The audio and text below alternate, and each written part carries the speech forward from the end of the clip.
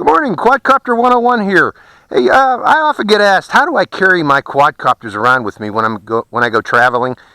Just keep in mind, though, that I'm the kind of guy that straps his cameras to his quadcopters with asparagus rubber bands, so don't expect anything fancy. So, what I got for you today is a flight test of the new Zinlin, that's Xinlin, X118 FPV quadcopter. Now, this one seems to be very well made.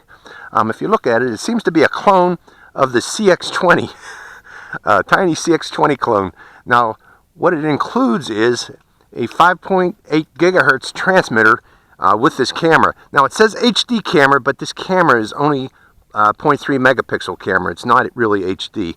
The camera also includes a slot for an SD card, but this slot is disabled and it's empty. So don't put an SD card in there like I tried to do, because it'll get stuck in there and you'll maybe have to remove or disassemble this camera to get it out. The recording is actually done on using the screen that comes with the transmitter.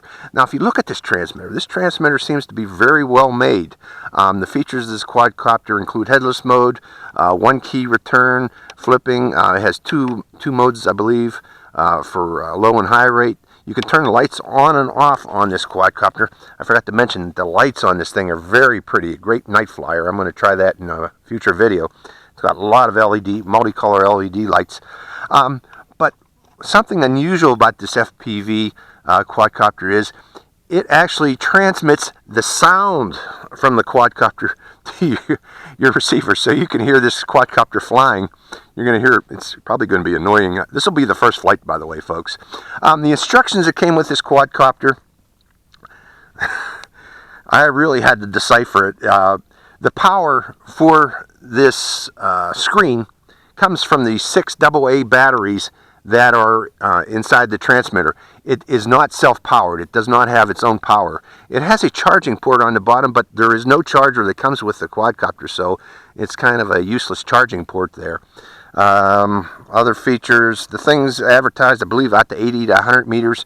One other thing I want to show you is it uses your standard, well, actually it's an 850 milliamp hour battery, 3.7 volt battery.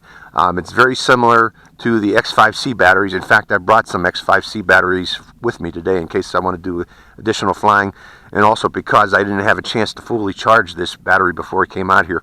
We have a day that looks like it's going to turn to rain, and I really wanted to get out here while we got an overcast sky to take advantage of that for the screen of my FPV. So let's go into a flight and just see how this performs as an FPV flyer. So again, it uses your standard connector that you see on the X5C. Now see these lights, very pretty, multicolor flashing lights. Kind of annoying, but I guess it's real pretty at night. Let's turn on the transmitter. Now, you turn on the transmitter by pressing this button here, but you turn on the receiver screen by holding down this power button. You got to hold it down for like 5 seconds. That was not explained very well in the instructions. I thought I had a broken receiver. But here, let me pull the screensaver off this thing so you can see it better. Here's what the camera is seeing. I don't know if you can see it or not.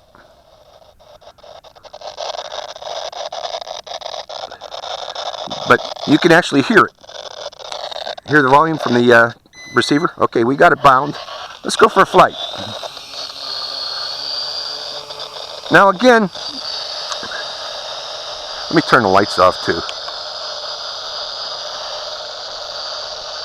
And I also want to record. I got it.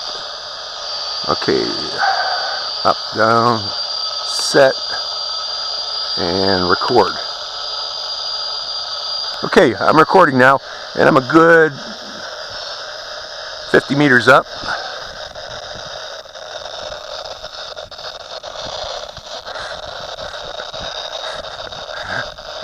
There's no option for turning off that volume. Let's go to a higher rate. Oh no, that's flip button. There's the rate. Is that the rate button? That's the rate button. I had them mixed.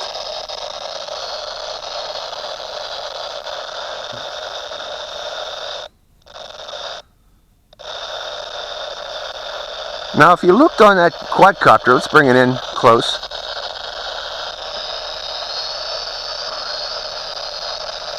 This quadcopter comes equipped with a cloverleaf antenna. Very unusual to actually, for them to think ahead and provide a cloverleaf antennas for the FPV.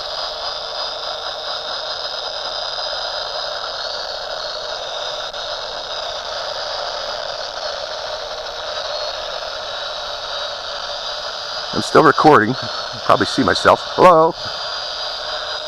Hello there. Okay, let's see what kind of range we can get with this. It says 80 to 100 meters. I'm about 80 meters now. I'm not going to go until this drops.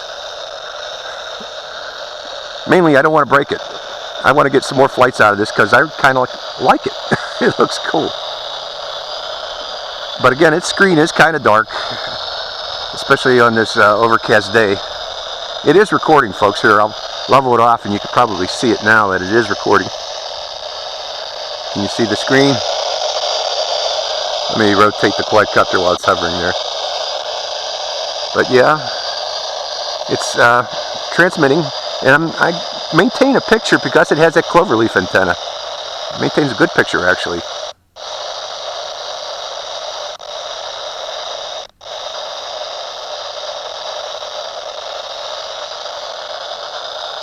Now, I'm going to turn the recording off here. Let's bring it in one more time. The reason I want to turn the recording off is because I want to get some more flight time out of this. I don't want to have the recording, hello, be an issue. So, first let's send it up. Well, it seems to have quite a bit of power, so let's send it up one time up high and just do a hover up there and a rotate around the area. And then we'll bring it down.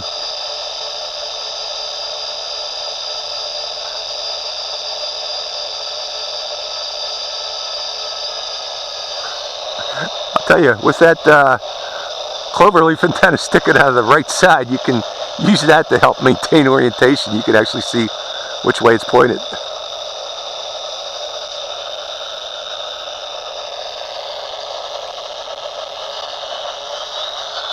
It is a nice flyer. Okay, recording off.